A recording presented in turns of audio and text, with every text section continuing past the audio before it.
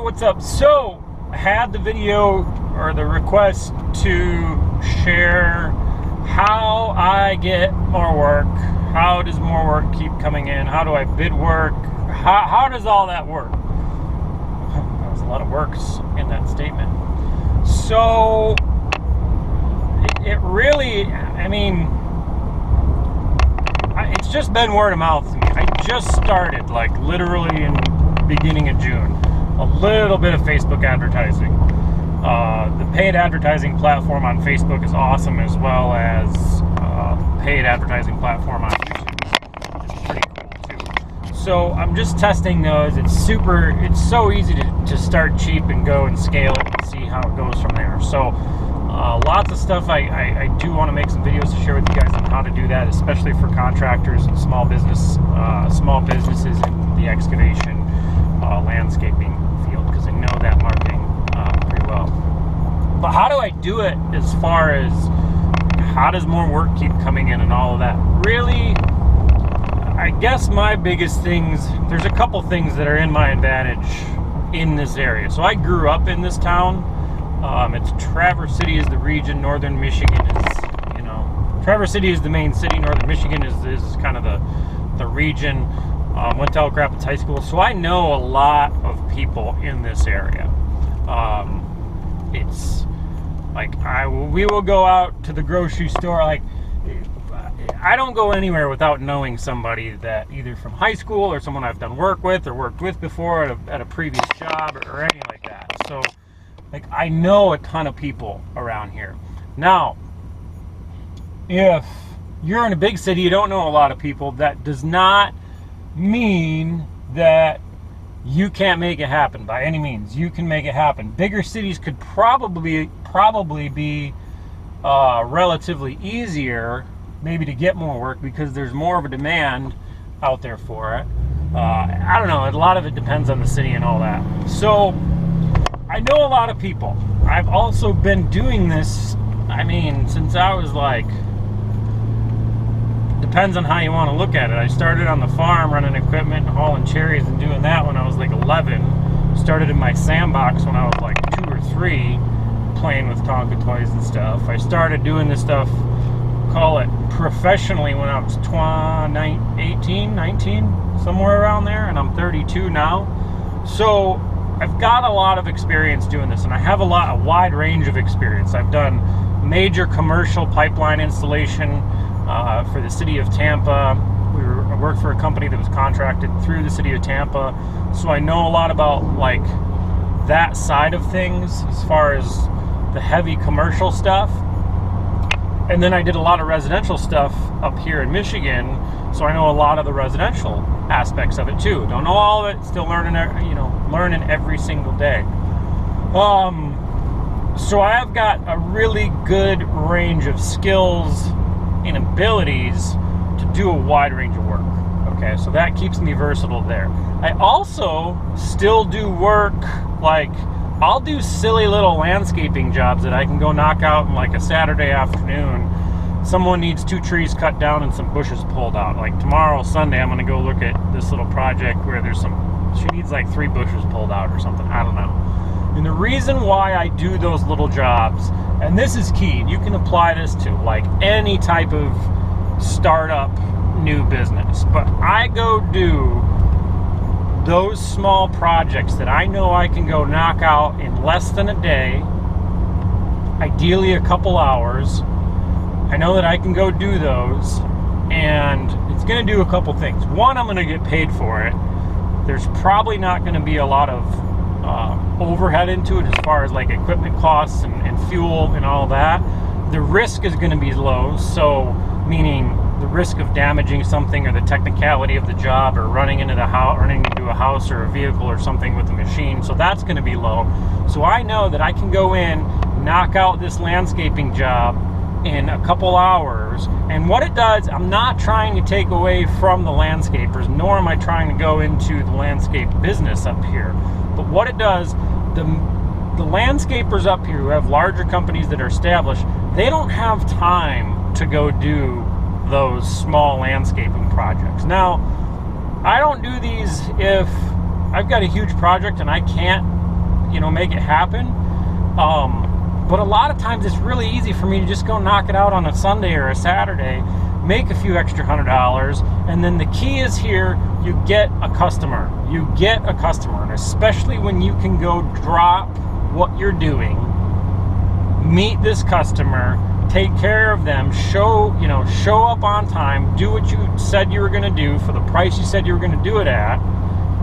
When you do that, you've just earned not only a customer, because they're going to call you back, and I tell them, like, well, what do you do? I'm like primarily excavation, but I like to do these little small things every now and then that I can fit them in. I'll come knock them out real quick and do it that way, and hopefully I'll get a referral out of that, or something good will come out of that. And I tell them that, and they're appreciative of that. So you take care of their problem, their situation, you make them happy, and that in turn makes them a repeat customer. So when they want to do an addition, when they need a new driveway, when they need some land cleared, when they buy a new piece of property and want it cleared, when they want a pole barn put in, they need a foundation or a road, or their septic system goes bad, or a whole list of array of things that's going to happen eventually, because that's just how it is. They're going to call you because you were the guy who came out, or gal, who came out right away, called when you said you were going to call, showed up when you said you were going to show up, did what you said you were going to do for the price you said you were going to do it at, and that just makes them happy. It's just that simple. It's just that simple. So, holy shit, they're paving up here. It's about, really? They're paving?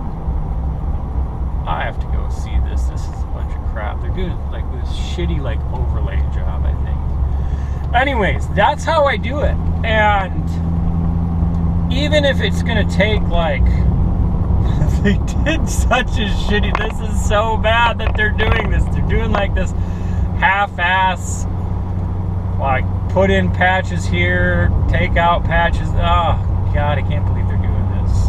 Anyways, what was I saying? I think I'm gonna go get some fuel too, because I don't have any fuel. But that's how you do it. That's how I've done it. It's maybe not the perfect way to do it, but it's worked really well for me, and the phone just keeps ringing. There are low times. I have just had a low week, but I've got about, I think, 14 projects that are going. A couple of them will start within, I think, next week or the week after. And even if those 14 projects kicked off next week, there's no way I can handle it all. So I've got a lot of projects in the works based on, a lot of people don't like to start major projects right in the middle of the summer because they got 4th of July and people are up and family and all that. So, and it's just the more work that you do, and as long as you do a good job and do what you say you're going to do, that has gotten me referrals. And referrals are, in my opinion, and from what I've learned and been told, referrals are the best type of advertisement you can get. And it's proved to be very much truthful and correct to the case for me. So that's really how I do it. And as far as bidding work and when do I do that, I get up about 5 o'clock, between 4:30 and 5:30 every morning, and I will bid my jobs in the morning. Actually, I'll go home when I get home at night after baby's gone to bed, mom's gone to bed. I'll sit and run I'll write numbers down and write it out on a piece of paper on how much I think, and go over all my costs, add up what I want to profit out of it, run all my numbers that way. Then I'll put it into PDF on Word in the morning in a formal proposal application or proposal paper that I'll email or drop off to the customer, to the client. And I do it that way for a couple of reasons. One, I want to check my numbers at least twice.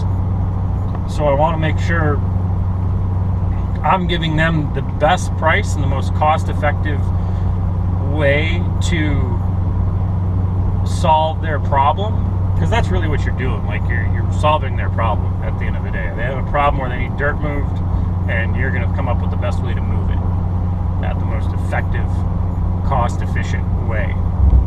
So I do it two ways. One, I do the preliminary at night because I'm tired and I'm probably going to miss things, but at least I can get a good catch on it. I and get a good start on it. Then in the morning, I'm fresh, have a cup of coffee, I can sit there, type it up, make it look all right, and then I'll generally, unless I'm really confident in it, I may wait another day and review it again that night and send it out the following morning, because it's just important that when you bid a job, that you're presenting this customer with a well-organized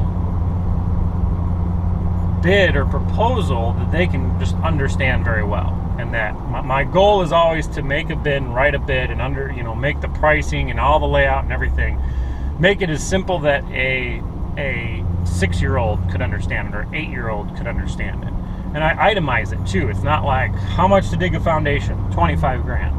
Well, that doesn't, I don't know where my money's going. I don't mind spending, me personally, I don't mind spending a lot of money on certain things, but I like to know where those portions or what that money is specifically going to. I need to understand the value that I'm getting for the money that I'm putting or I'm giving to you, or that I'm paying towards the vendor, whoever it is. So same aspect as myself, when I'm bidding jobs, I want to create a bid, create a proposal for someone so that they understand where their money's going, the value that it's going to give them, and that it really makes a zero question bid. Sometimes I bid a little too high and they're like, well, we can't afford this, that's too much. Just had one, we'd like to be at $7,500. What can you do for $7,500? That's perfect. They're telling you I'm willing to spend $7,500. That's my max. What can you do for $7,500? And honestly, with that, it was funny because I did that. The original bid was like 12 grand off of what the customer had told me they wanted to be done. And I wanted, like plenty of material and all that stuff to do everything right and make it look beautiful, Well, I think I would have made more money, right? I think I did make more money on the $7,500 bid because it was faster, it was easier, I didn't have to do as much, there wasn't as much involved in it, and the customer told me that, So even if, worst case scenario, you're gonna bid too high and you're gonna lose the job, but that's really the worst case scenario. But a lot of cases, I've bid high and the customer has come back to me and said, we can't do it for this, can you cut us, can you cut some corners, let's talk about this, can we lower the price? And I'm okay with that as long as they're understanding that, okay, well, you're only going to get you're going to get less topsoil. Okay, we're going to leave those trees there. I'm not going to move that pile of dirt. As long as you disclose those items and those things, that they know that they're not going to get as much value from you, but then they're going to pay a lower price, they're generally cool with it. So basically, it's just about doing what's right, doing what you say you're going to do, showing up on time, and everybody's happy. So I got to get fuel now. Everybody's at the diesel pumps, aren't they?